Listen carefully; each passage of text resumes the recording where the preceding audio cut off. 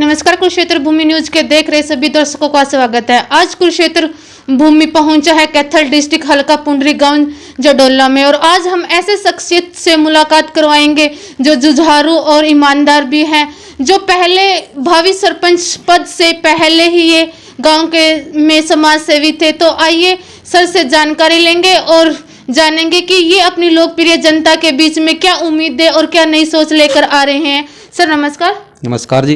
Sir Kurukshetra भूमि news में स्वागत है। स्वागत है जी।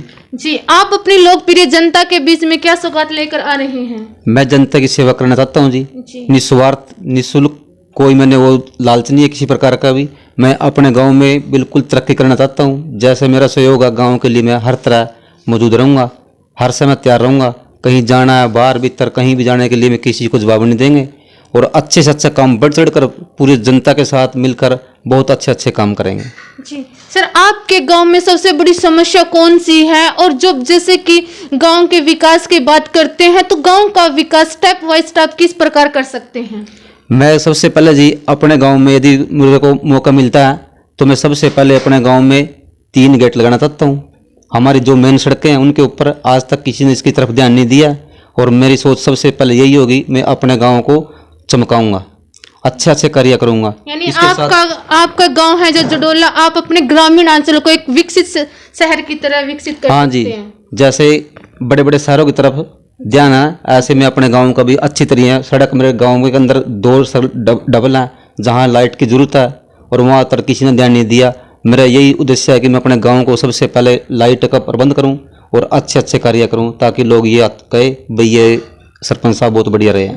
सर अच्छे कार्यों में कौन कौन से कार्य आते हैं एक बार? जैसे एक तो सबसे पहले गांव की पूरी सफाई की तरफ ध्यान, सफाई की तरफ कोई ध्यान नहीं है, कहीं तो सफाई होती है कहीं नहीं है। आपस सऊत गांव के अंदर एक समान समझ कर सफाई करेंगे। 2 कर्मचारी यहाँ पर 4 लगाएंगे जी ताकि मेरा गांव साफ सुथरा चमके। बाहर से आदमी आए, कोई दूसरे गांव से आए, हल्के से आए, ताकि ये कहीं भी जरोड़ा गांव में बहुत बढ़िया सफाई का कार्य चल रहा है और सरपंच बढ़िया बने जी। अगर बात करें सर युवाओं साथियों की और बेटियों की, बेटी और महिलाओं की, जैसे गवर्नमेंट का भी नारा है कि बेटी बचाओ बेटी पढ़ाओ, तो आपकी बेटियों के प्रति, महिलाओं के प्रति, युवाओं के प्रति क्या सोच है? आप उनके विकास के लिए कौन कौन से कदम उठा सकते हैं और शिक्षा का स्तर क्या रख सकते हैं? जहां मेरी जरूरत पड़ेगी मैं सभी बच्चों के लिए, महिलाओं के लिए सदा तैयार रहूंगा, कहीं किसी जवाब नहीं दूंगा। जहां मेरी जरूरत पड़ेगी मैं 24 घंटे तैयार हूँ। युवा साथी मेरे साथ बहुत है, वो मेरे को चाहते हैं और माताएं बहनें गांव में मेरा अच्छा रसूख है और वो भी सारी मुझे अच्छा करती हैं और मैं उनके प्रति बहुत ही खरा उतरूंगा जी। तो सर आपके गांव में स्पोर्ट्स की क्या फैसिलिटी है? हमारे गांव में कोई स्पोर्ट्स फैसिलिटी नहीं है जी। मैं करूंगा वो, मैं ही सोचा जी, मैं बनदी सार बच्चों के लिए खेल का सामान जो भी चाहिएगा उनको वो देंगे। जैसे क्रिकेट का है, फुटबॉल का है, वॉली का है, जो भी सहयोग मांगेंगे मैं उनसे कभी जवाब नहीं दूंगा। सबसे पहले मेरा यही है अभी बच्चे हमारे गाँव के अच्छे पहलवान प्लेयर, ताकि आगे चल के बड़े अच्छे से उनमें खेलों में भाग लें। जो गांव में सही चलेगा तो जब बाहर चले जाएंगे जी। वो जो गांव में कोई उनको सामान नहीं देगा, कुछ नहीं करेंगे, कहाँ से तैयार होंगे? बच्चे जो मेरे से सामान मांगेंगे, जो भी कुछ कहेंगे, मैं उनके लिए सदा तैयार हूँ। मैं कभी किसी को जवाब नहीं दूंगा। सर जडोला गाँव की कितनी आबादी और कितने वोट और कितने वार्ड हैं?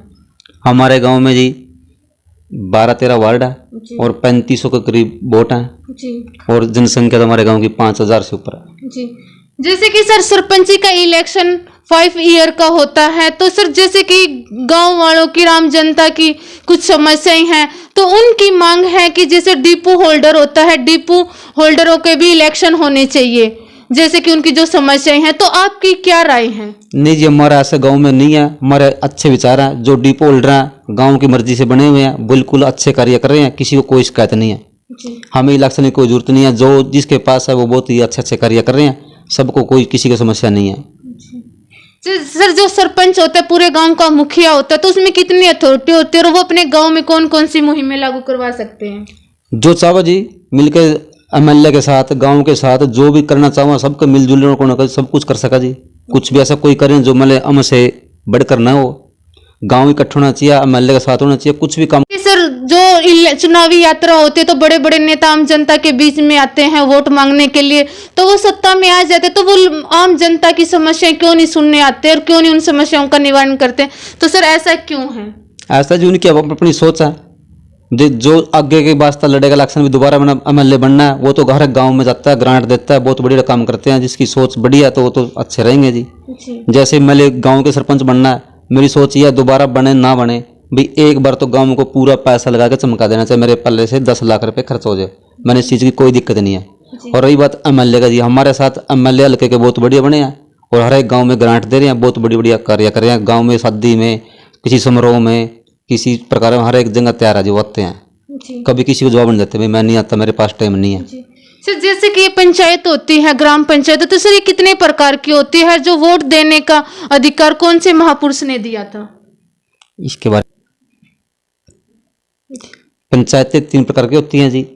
और सबसे पहले पंचायत चुनाव वाले वोट पाने का अधिकार डॉक्टर भीम अंबेडकर ने दिया था 1935 में, जब से ये पंचायतें लागू हुई हैं और वोट पड़ने लगी हैं। अच्छी जानकारी रखते हो सर। जैसे कि आप अपनी लोकप्रिय जनता के बीच में वोट मांगने जाते हो तो आपने डोर टू डोर कौन कौन सी समस्या सामने आती है? आप मेरे गांव की समस्या से अनेक है जी, और सभी समस्याएं अभी से कोई समस्या नहीं आई है, लेकिन जिस टाइम चुनाव नज़दीक आएगा उस टाइम समस्या आने लगेंगी और हम उनको कोशिश करेंगे हर एक आदमी की समस्या पूरी हो।